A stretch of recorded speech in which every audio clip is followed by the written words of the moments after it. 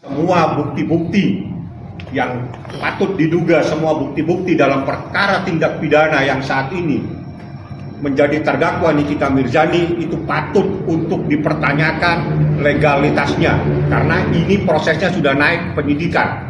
Apabila sudah naik penyidikan, maka patut diduga ada peristiwa pidana dalam proses penyadapan tersebut. Karena pada saat proses dilakukan rekaman, Ismail Marzuki tidak tahu tiba-tiba ada rekaman dan rekaman itu beredar kemana-mana dan itu dijadikan barang bukti oleh mereka. Dan saat ini barang-barang bukti tersebut kami laporkan di kepolisian pada tanggal 16 April 2025 yang lalu saya melaporkannya, dan alhamdulillah sudah naik pada proses penyidikan. Artinya jika naik proses penyidikan maka telah ditemukan adanya peristiwa pidana atas adanya penyadapan atau intersepsi atas percakapan seseorang tanpa izin dari orang yang bersangkutan, yaitu Ismail Marzuki. Seperti itulah prosesnya, dan saya bacakan yang boleh melakukan penyadapan, yang boleh melakukan perekaman itu atas perintah kepolisian dan atau kejaksaan.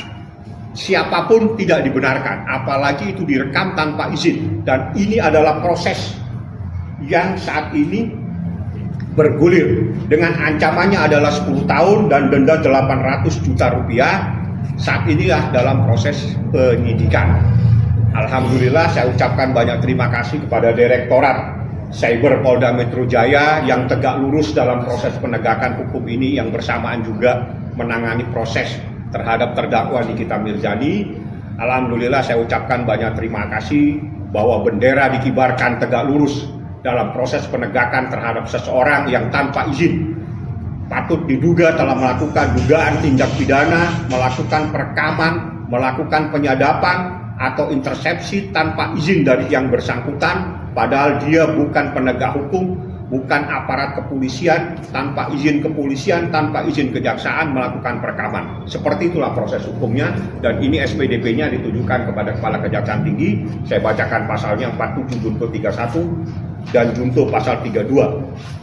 Seperti itulah. Ada yang mau ditanyakan teman-teman? Berarti Bang, nanti bakal yang dipersiapkan nanti di persidangan mungkin ada strategi apa dan persiapan apa? Ya, saya akan mempersoalkan dasar hukumnya apa, karena di dalam Undang-Undang ITE itu boleh melakukan sesuatu. Undang-Undang ITE, bukti dalam ITE itu adalah menjadi bukti elektronik, tapi harus sesuai dengan hukum yang berlaku. Jadi tidak boleh melakukan penyadapan tanpa izin daripada aparat penegak hukum. Jadi hanya orang yang dibenarkan secara hukum oleh kepolisian dan atau kejaksaan yang boleh melakukan perekaman. Jadi perekaman yang dilakukan dalam proses terjadi pada tanggal 13-14 November 2024 patut diduga adalah peristiwa pidana sebagaimana adanya surat perintah penyidikan di dalam perkara ini. Seperti itu. Rekaman yang kemarin mungkin kita kan mengatur ingin buka di persidangan, apakah besok bakal dibuka juga? Ya, kita pasti akan minta dibuka, karena itu yang terpenting, karena di dalam rekaman tersebut saya mau tahu izin dari mana. Karena ternyata ini setelah dilakukan proses penyidikan ditemukan adanya peristiwa pidana atas rekaman, melakukan perekaman atau intersepsi tanpa izin, tanpa adanya persetujuan dari aparat penegak hukum, kepolisian maupun kejaksaan. Seperti itu. Jadi dengan sendirinya secara yuridis bukti-bukti yang ada dalam perkara terdakwa Nikita Mirzani maupun terdakwa Ismail Marzuki dalam perkara yang ada di Pengadilan Negeri Jakarta Selatan patut diduga menjadi bukti-bukti yang ilegal.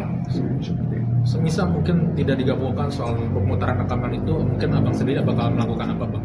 Ya, kita minta, karena ini tidak sah.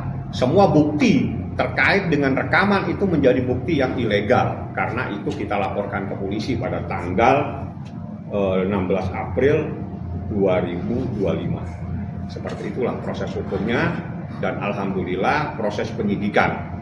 Dan ini kepada Kepala Kejaksaan Tinggi DKI Jakarta. Artinya kalau penyidikan itu maka sudah ditemukan adanya peristiwa pidana atas perbuatan seseorang yang melakukan intersepsi. Intersepsi itu adalah artinya telah melakukan penyadapan, memotong, merekam dan sebagainya tanpa izin. Sedangkan dia bukan aparat penegak hukum, sedangkan dia tidak mendapatkan izin dari aparat penegak hukum, kepolisian maupun dari kejaksaan. Seperti itu. Undang-undangnya membolehkan dilakukan intersepsi sepanjang yang melakukan itu atas perintah dari kepolisian, atas perintah dari kejaksaan. Tapi kalau swasta, kalau pribadi-pribadi melakukan intersepsi, melakukan perekaman, memotong-motong percakapan, merekam tanpa izin, itu patut diduga adalah sebuah tindak pidana dengan ancamannya adalah 10 tahun. Sebagaimana yang diatur dalam pasal 31. Dan pasal 32 dengan ancamannya 8 tahun. Jadi 10 tahun dan 8 tahun itu ancaman terhadap orang yang melakukan intersepsi, terhadap orang yang melakukan rekaman tanpa izin. Dan ini kami akan persoalkan dan ini akan menjadi rame pada saat nanti proses di Pengadilan Negeri Jakarta Selatan dengan terdakwa Nikita Mirzani dan terdakwa Ismail Marzuki, karena bahan mereka, karena dasar mereka melakukan laporan polisi itu berdasarkan rekaman-rekaman yang tanpa izin mereka lakukan, tanpa sepengetahuan, tanpa persetujuan dari Ismail Marzuki, tiba-tiba direkam dan sebagainya, dan itu saat ini sudah beredar semua di mana-mana. Dan itulah yang saya laporkan ke polisi, dan alhamdulillah di dalam proses penyidikan ditemukan adanya sebuah peristiwa pidana sehingga naik dalam proses penyidikan. Lebih lanjut nanti mungkin hari ini saya akan diperiksa sebagai pelapor, nanti selanjutnya saya akan kasihkan dokumen-dokumen dan proses lebih lanjut. Saya ucapkan banyak terima kasih kepada Direktorat Cyber Polda Metro Jaya yang telah mengibarkan bendera tegak lurus dalam proses hukum ini, karena proses hukum ini bersamaan juga dengan adanya proses hukum terhadap terdakwa Nikita Mirzani dan Ismail Marzuki. Seperti itu. Jam berapa Bang diperiksa ya? Saya mungkin agak siangan ya, jam 11-12, saya belum tahu jamnya. Yang jelas saya wajib untuk datang untuk diperiksa sebagai pelapor atas nama Ismail Marzuki sebagai korban yang diam-diam percakapannya direkam tanpa izin, dan itu adalah dugaan tindak pidana yang melanggar pasal 31 junto pasal 32 dengan ancamannya 10 tahun dan 8 tahun. Saya pikir itu yang terpenting. Terima kasih banyak kepada teman-teman, mohon dukungannya, mohon di backup, mohon diikuti prosesnya, mohon hari Kamis datang. Pada hari Kamis juga nanti Nikita Mirzani akan meminta rekaman untuk diputar kembali. Rekaman percakapan seseorang yang patut diduga dengan tanda kutip, tanda koma, tanda tanya. Akan Nikita minta supaya rekaman tersebut untuk diputar, diperdengarkan kepada masyarakat Republik Indonesia. Adanya patut diduga oknum-oknum tertentu telah melakukan sesuatu untuk dipertanyakan kebenarannya. Insya Allah besok Kamis saya akan meminta rekaman tersebut untuk diputar. Sebagaimana yang dalam sidang Kamis kemarin tidak sempat diputar karena ada kendala pada media untuk melakukan pemutaran pada saat laptopnya bermasalah. Sehingga nanti besok saya akan meminta rekaman tersebut diputar. Anda dengarkan sendiri suara siapa tersebut dan percakapannya seperti apa. Ya, ada 2 percakapan dan sangat penting. Besok Nikita minta rekaman itu diputar, dan jika tidak Nikita yang akan memutar sendiri di dalam ruangan persidangan dengan menggunakan alat perangkat HP-nya. HP yang akan dia pinjam dengan tim manajemennya dia.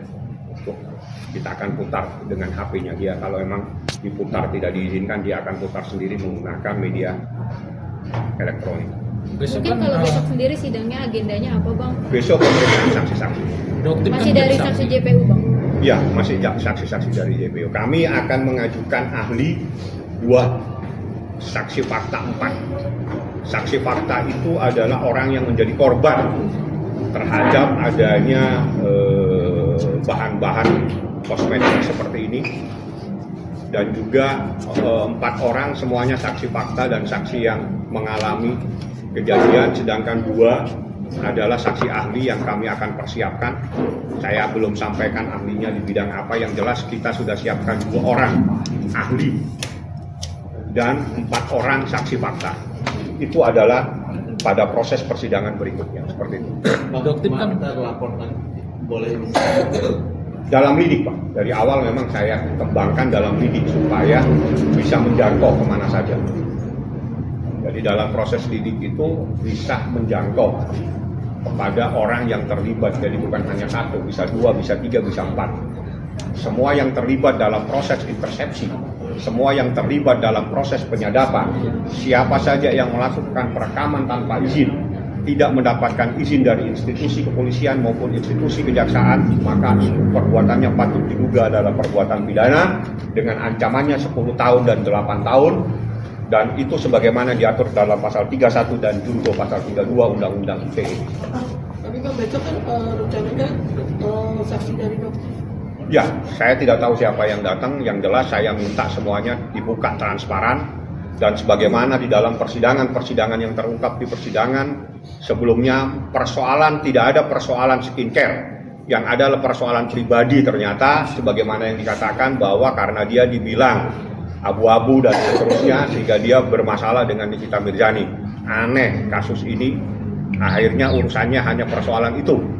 Sedangkan ributnya serepublik Indonesia, seseorang sudah di-framing sebagai seorang yang telah melakukan pemerasan, padahal akhirnya jaksanya pun menghapus pasal pemerasan tersebut sehingga tidak dicantumkan dan tidak didakwakan di dalam surat dakwaan adanya pasal 368, yang ada pasal 369 ayat 1 KUH pidana tentang pencemaran nama baik atau akan mencemarkan seseorang dan akan membuka rahasia. Saya tidak tahu rahasia apa, apakah ada rahasia negara yang dipegang, dan itu semuanya menjadi sumir, menjadi obskur yang tidak jelas semuanya dalam perkara ini. Seperti itu ya.